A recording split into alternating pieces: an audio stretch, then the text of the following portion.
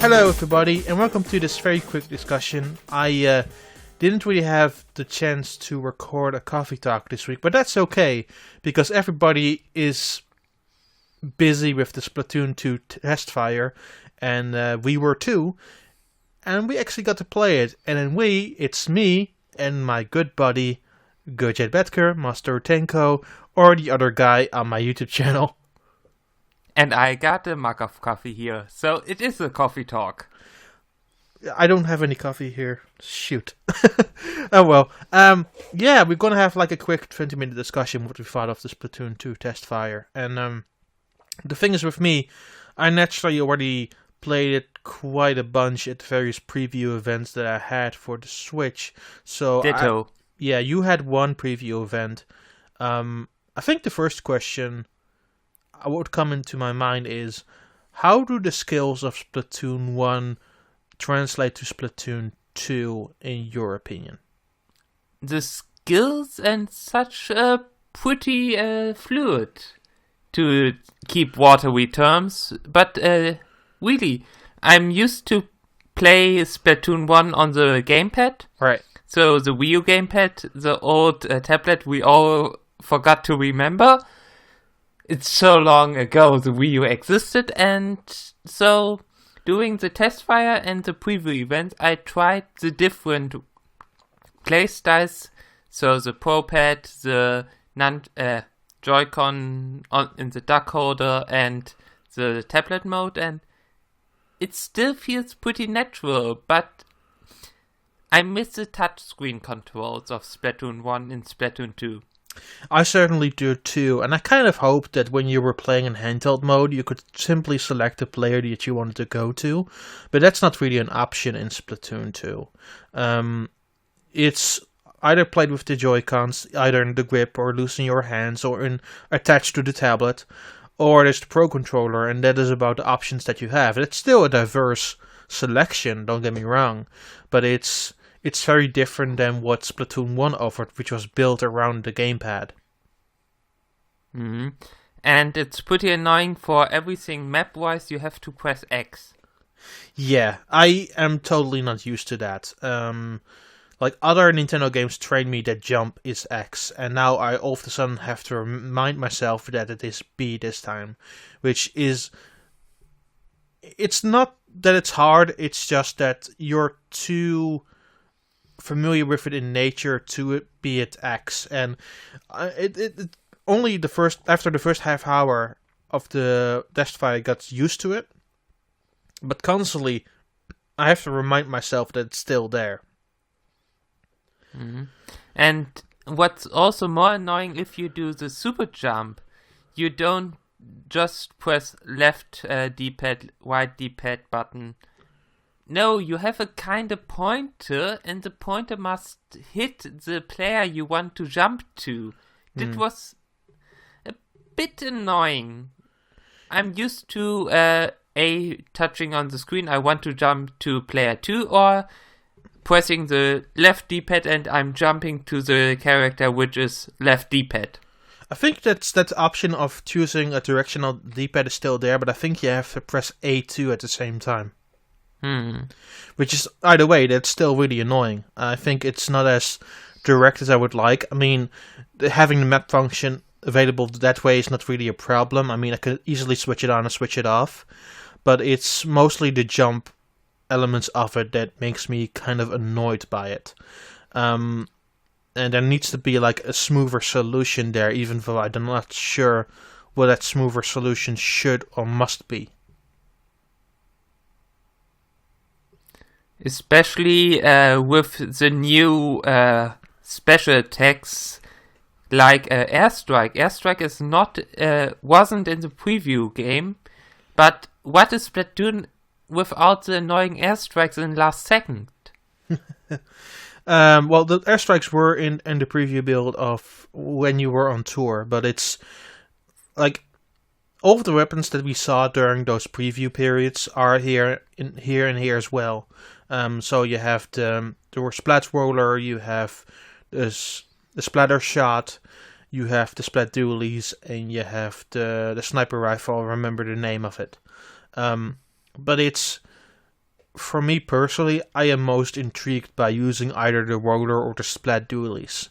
Every weapon in the game now has a special ability, and I think with those two, it's the most intriguing, because with the splat roller you can jump, throw inked in a right line in front of you, and it creates magic where you can ride along for the ride and immediately start where you want to go. With the splat dualies, you can easily dash from the left, right, fore and back, and maneuver away from attacks and annoy opponents that way, or make sure that your shots become more effective, which I really like. Yep, I came to the conclusion the basic splatter is still the average gun, easy to learn, easy to master. Sure. The dualies is more for quick players who kinda want to go quick for the kill, quick to certain spots, and the curling is amazing. The sniper got nerfed in a positive way with the snipe saving. Right. Which killed me a lot because I forgot to remember, oh, his weapon is shining. He splattered me. I'm totally not good with the sniper, so I never tried it because I'm simply not good with that weapon. With the splatter shot, I thought it was a bit too slow for my liking. I like a bit more of a faster weapon, or also an original Splatoon. So I think that element of it made me not really interested in trying anything else. Yep, and the roller is a good old roller, and again, it is a deadly weapon if you don't know what to do. Yeah. Again. Yeah. The thing is, people say to me that the roller is nerfed. I don't really see it that way. Because you still have a lot of variables and options there, Especially with the jump option now, you can have more diversity in how you move about across the field. At the same time, it's also still a very speedy weapon once you're rolling and going. So, I have never really had that option, to be really frank. Well, if I remember correct, in the original Splatoon, after a while, the roller got nerfed to not anymore a one-hit kill, but now again the roller's again a one-hit kill if you use it right. Yeah, I did notice that. I mean, the amount that you can do with it has lessened a little bit, but it's not really that significant.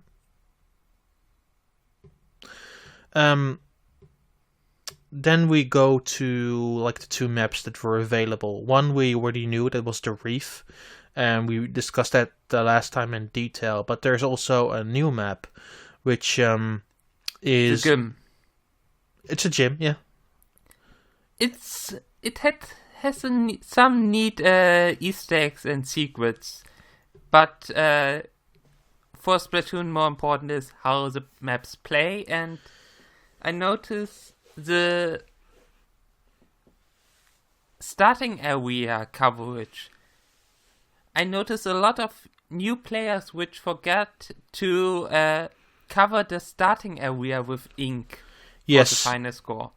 They absolutely do, or they don't care. That's another option as well. I've met plenty of players who don't care about the starting area, or do it at the last 30 seconds of the match, for example, when they just got killed. With that specific map, and I sadly don't remember the name exactly from the top of my head, but you have a lot of freedom to move about there. There's a small but sophisticated starting area, but everything else you can easily reach regardless if you are the player of your team or the opponent, because there are plenty of routes there are plenty of heights to jump off of. There's a lot of variables in heights and movement, which feels like a really nice map to have. And once again, it's symmetrical, so you have all ends of both of the sides, which makes for some intelligent and interesting warfare on that map. Especially due to all the protecting walls you have in the higher area, so you can quickly hide behind a wall on this map. Yes, you definitely can. At the same time, you can easily jump on a specific rail and get very close to the opponent's base. And in the last couple of matches that I played, I certainly make use of that, because I was using the splat dually, so I dashed forward and just shoot at them, and at the end of the day, I did defeat them. One of them was clever enough to head back to the starting area where they are protected, but some of them just simply jumped off, which made my job a whole lot easier. I mostly played the map with my basic splatter and the, let's call it, missile battery, which was amazing on this map, especially against all those with the dual splatties, because the missiles are a perfect FLAK weapon against the special weapon of the dualies. Yes, I think that the specials really make it too. I think in particular, the missiles are fantastic, but the one that I do love the most is, two. The slam down when you are using the roller, where you can easily destroy everything in your direct area, which is really handy and really helpful. And the one from the splat dualies, which allows you to hover in the air with a jetpack and shoot at everything that moves. The problem is there that when you get back from your starting position, if it's a place that the opponent can easily reach, it will leave you open once you head back, and you can easily be splatted that way. So there's a lot of variables there that you have to keep in mind. Anyhow, the Stingray from the sniper weapon was also pretty amazing in terms of area which it can cover. Sure. But the downside of the Stingray is the back is not protected. Yeah. If you can get behind the Stingray, you can defeat the sniper. But if you're in the real field of the sniper, you're doomed if you don't have a cover. Absolutely. I think I saw some other people use it, and my instant worry was there that if you are once again at a place that can easily be reached and you move from there from the back, then you have a huge problem on your hands. So I think that the specials that they introduced in Splatoon 2, they feel a lot more vulnerable than compared to a lot of other specials that we saw in the original Splatoon. With maybe the exceptions of that rain cloud, but we don't know the extent of that just yet because we haven't seen it in actual gameplay. But the ones we've seen and played certainly give the impression that a lot of the specials are more sophisticated and thought through. And also all weapons are balanced, so you can not have a single weapon team anymore.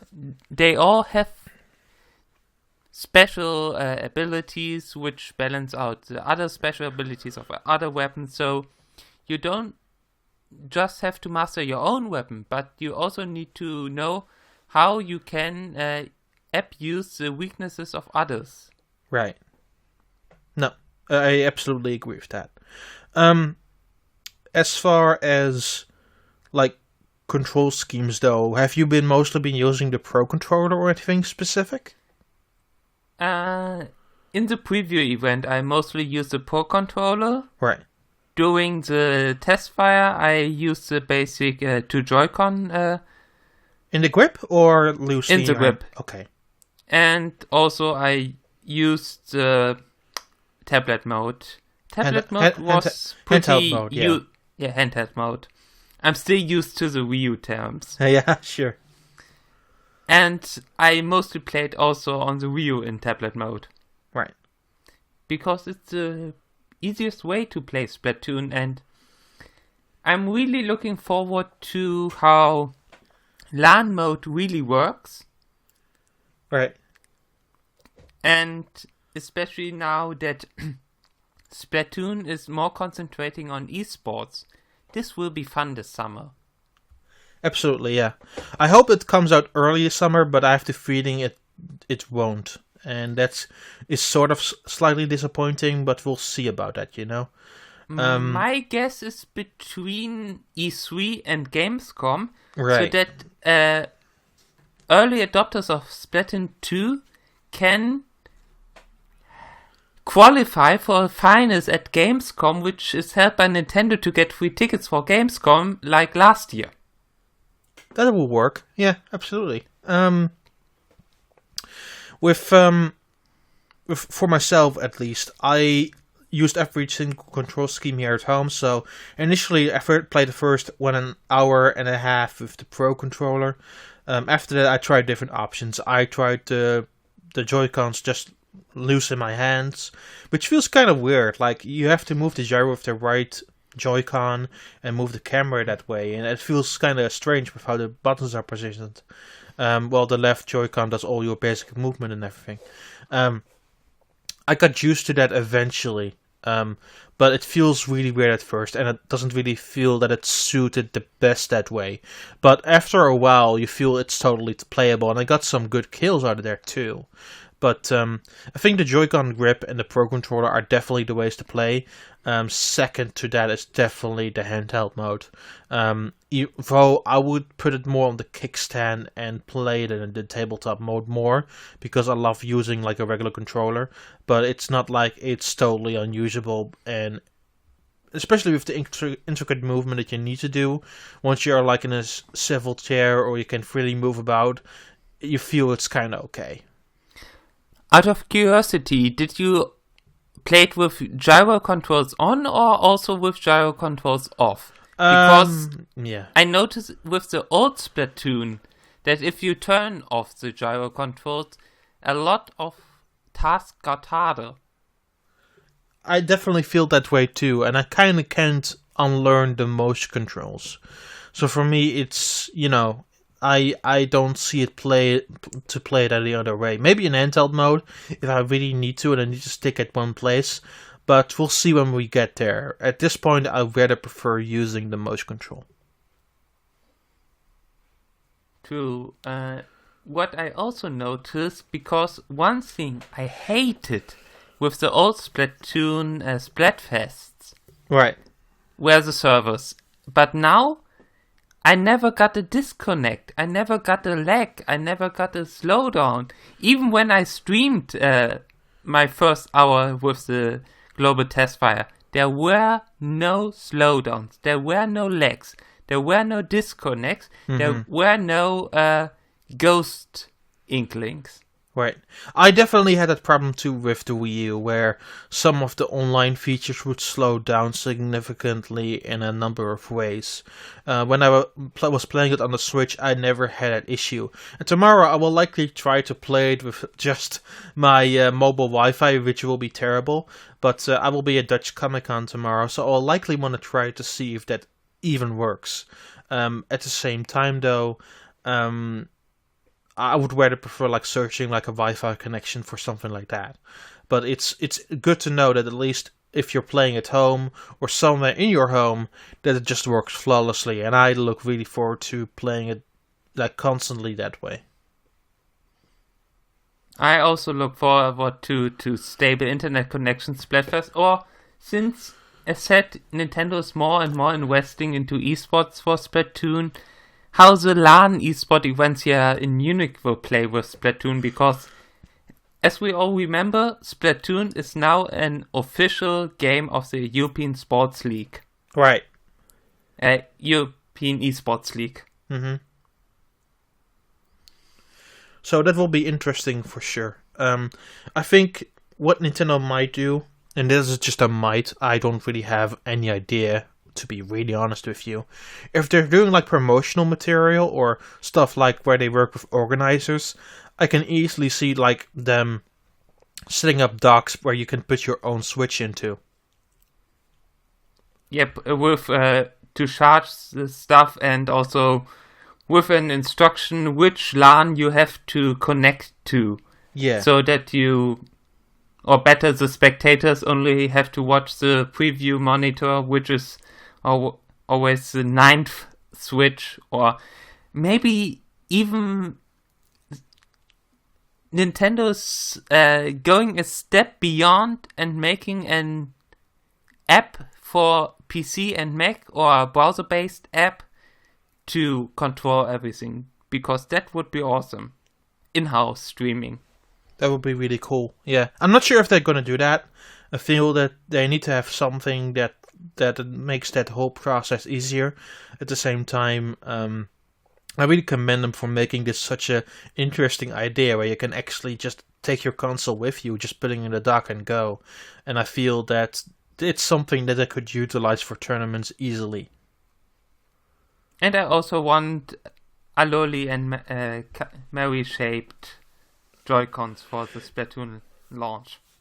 Yeah, I would prefer maybe a white Joy-Con where the buttons and the control stick are swapped. And maybe that is something that's very personal, and I do accept that. But it would be handy to have for Splatoon 2. Because the muscle memory is still based on the Wii U gamepad. Absolutely, and I think that having that option there, especially in something like the Joy-Con grip or having it attached to the tablet, would make the experience a whole lot better for that extended audience. Indeed. Sadly, Splatoon will be one of the first games when the online premium mode of Nintendo Switch will start. Yeah, and that's when they will start the test period of that, which, I'm not... Here's the thing, I'm not sure how much I trust Nintendo with an online service, and I know it's pretty cheap, about $20 per year, which is totally acceptable.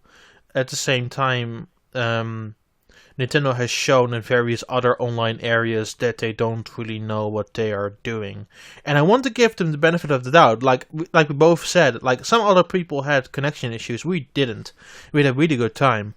And it worked on slower internet connections absolutely fine too.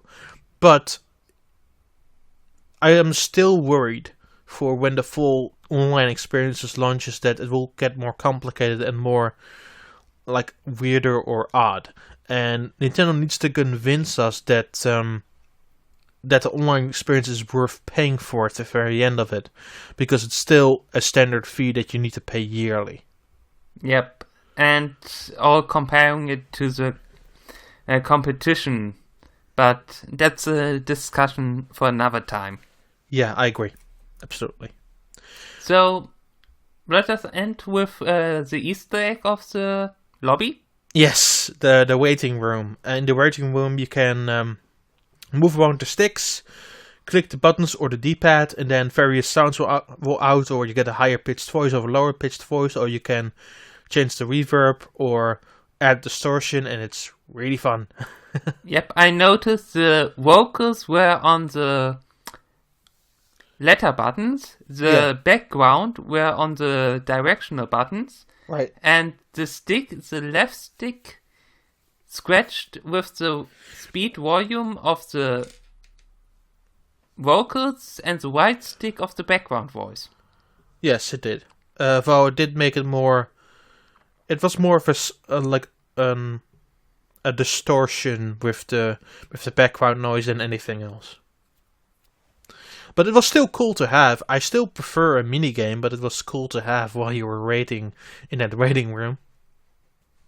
We'll see what will be in the final versions. I also hope for a good single-player campaign, because Splatoon 1 had an awesome single-player campaign. Yeah, one of the best in Nintendo's recent history, and I have good hopes for that. But I have the feeling, too, that it will be, once again, a short one. Sadly. Maybe 3 to 4 hours, which that campaign could have been double the size, and I would have enjoyed it, like easily. So maybe they will do that, maybe not. I lean on the no side and say they will stick to the original's length, but I think they have all the tools and possibilities to make that like a really hefty and long campaign if they really desire to. We'll see. I would also be okay with DLC missions. That would be nice too. I agree with that. I would even pay for them, because usually with Splatoon they would give out content for free. I would be willing to pay for more missions. Well, kinda. The amiibo missions in the first Splatoon were paid DLCs. Yeah, I guess so. But at the same time, you were buying a $15 euro or pound figurine in comparison to maybe a few dollars or a few bucks